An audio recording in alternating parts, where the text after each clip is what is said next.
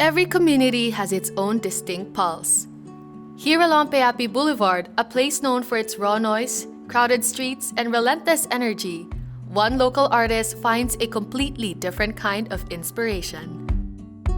In this episode of Alampat, we meet a visual storyteller who turns the chaos of the streets into a canvas for culture. Mayong adlaw, ako day si Mark Tolentino, usa ka visual artist nga nagpuyo sa Payapi Boulevard, Davao City. Sa bata pa ta, mga elementarya na, ang influences nako sa art tungkol sa mga libro, nalagod nga, kada sa mga encyclopedia na mga paintings, ana. So dito nakakuha na akong interest sa kada sa figurative. Bisag bata pa ko kay elementary pa ko ato kay drawing na ko, pero syempre sa bata pa kadang medyo distorted that agad.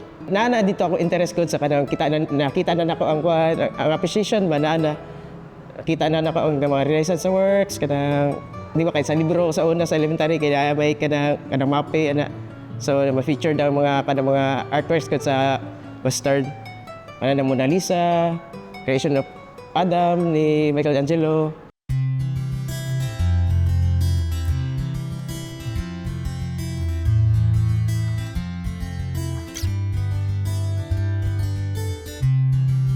Mark's early world was shaped by Eurocentric masterpieces bound in school textbooks. But the true awakening happened when he stepped outside the classroom and realized that the grandest canvases were waiting right in his immediate surroundings. Sa high school, nakasunod tag ka ng performing arts sa school. Dito na-introduce ako ang cultural. Nagka-interest ko sa culture na to, Mindanao. Na-meet na ako itong akong mentor sa painting. Gilbert Monterona, mo mentor na ako. Dito ko naka-experience ng painting, into culture. Tungod sa iya, kay nakuhan ko sa mainstream ng mga artists sa Davao. Na-apply na ko kay ang awareness sa panghitabo sa Mindanao. This newfound awareness brought him closer to the people next door.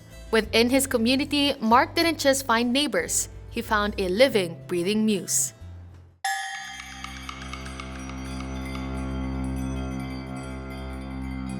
Ang community gid sa Payapi kay ang mga moro diya kay sama og kuan tausog. Silingan namo kay tapat gyud ang balay, marag extended family into art sila.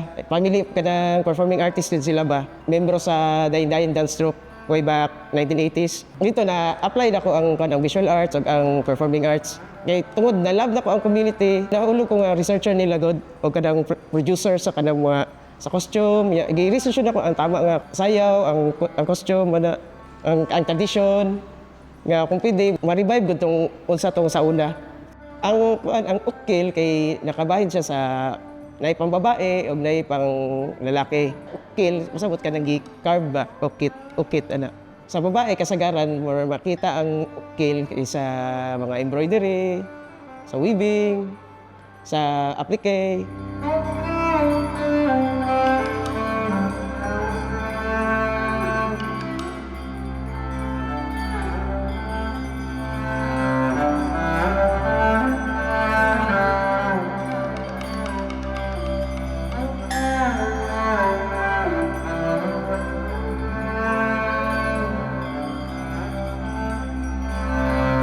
Sa painting, dili naman ko base sa tausog lamid na arts. Gi-explore po na ako ang kanang laing cultural communities good para ng Bagobo. So inga na kung kitay, gusto na ako i-feature ang epic hero nila, kana si Lumabat ana. So i-internalize na ko na siya nga as ako good. Mas makuan gud mo ang story o kanang dynamic ang pose. Dili siya kanang kuan lang baka marag of a warrior. Kundi kanang dynamic yung pose nga into battle ana. Year 2005 nga painting, entry na ko sa Metrobank. Ang story ani kay Lumabat og Bibuyan. Diri kay si Lumabat kanang gihimo siyang alay god. Gikuha iyang tinae, napoy isa ka version nga gitamnan og mga liso para di ta siya gutumon. Si Bibuyan pod kay kanang sa underworld pud siya nagdumala, nag-nourish siya sa mga bata god nga pwede unborn or namatay sa bata pa. Pero gi-interpret sa mga artist nga dagan siya tutoy kay dagan bumata so dagan siya i-cater. Good. When we return, we follow Mark Tolentino's work as it travels from the community to the campus, serving as a catalyst for interreligious connection. Alampat will be right back.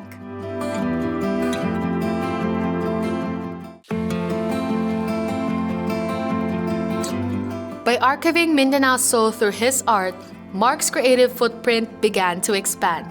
Over 2 decades ago, a young artist from Davao City took his very first step into a much larger conversation. Way back 2001, kay graduate ako sa high school. Ngay opportunity nga makatutag Manila god. Anak-anak Asian Children's Arts Festival. So mo tong pinakauna nako nga nakatug Manila og kanang international festival gud na naatinan ako as visual artist. Pero membro ko sa katong grupo ni Kibert nga MACBA, Mindanao Alternative Center for Visual Arts. So katong mga figures na gibuhat nako sa Mindanao ethnographic map gi-interpret ni Jester Wane into figurine.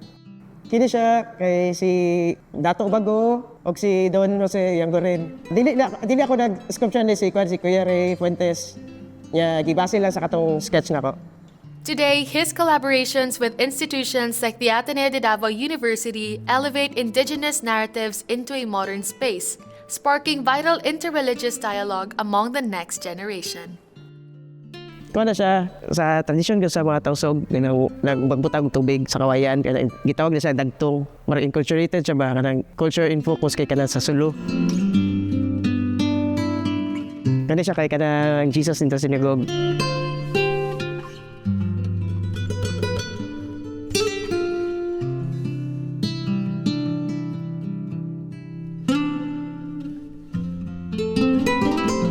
Kana ingon naman ako no kana iyang itsura kay kana di ka kaingon nga tausog, di ka kaingon nga Maguindanao or Maranao kay focus man sa iyang dagway. Pero all Moro women kay ingana gid ang tradisyon kumbong sa mga Maranao unya tundong sa tausog.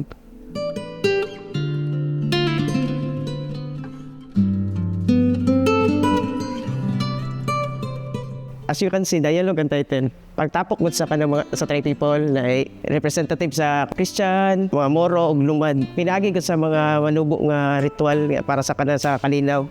Peace building, ya dire kay celebration sa peace.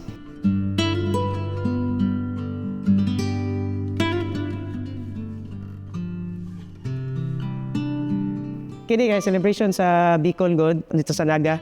Lubiya pa rin og translasyon. Nya ginakuha nila ang katong Our Lady of Peña Francia.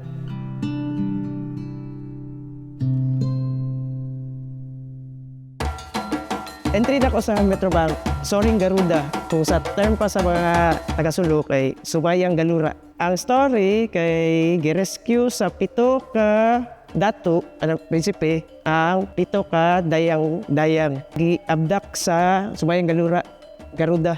So, ang similarities gud sa kana sa Hindu nga kuan nga culture na ni-penetrate sa tuwa sa Pilipinas ba ang story. So related gyapon ta sa ila gud. Diya featured ang kuan ang ukil. Ang astana grand akong gipakita gyud mga unsa sila kadato gud.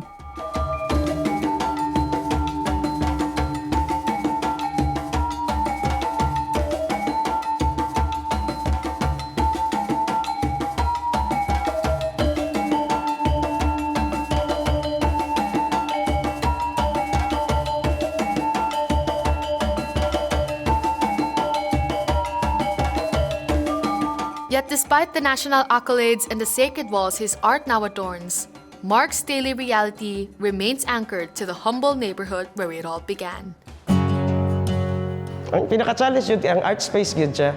Lamo na kintay kami sa Boulevard kanang di mo may kanang iano lang may good. So wala may kanang nindot na space ba nga makapinta ka ana good. Kada ang challenge. Pero mahimuan magyapon og kanang pagi good. Makahimo kag art gyapon maski unsa pa imong space ana good. Beyond finding a way to work in a limited space, Mark's ultimate hope is for his community's heritage to outlive him, turning his neighborhood into a cornerstone of Mindanao's identity. Katong among community, mahulog siya ka institution niya. Ang mga tao nga gusto mag-research dito na padulong ana good. Kuan pud kanang madawat sa mainstream nga community ang katong among research ana good. Kay usay kanang lahi na ba ang modern? Lahi pud tong classic ana god. So kana man among kanang goal na mo gud sa among community nga katong karaan among ipakita. In a world of constant motion and endless evolution, Mark Tolentino chooses to look back to move forward. Through canvas, costume, and community, his work proves that creativity doesn't depend on a grand stage or a perfect studio. It blooms exactly where it is planted, even in the tightest spaces along the boulevard. Art isn't defined by the space it occupies, but by the identity it carries.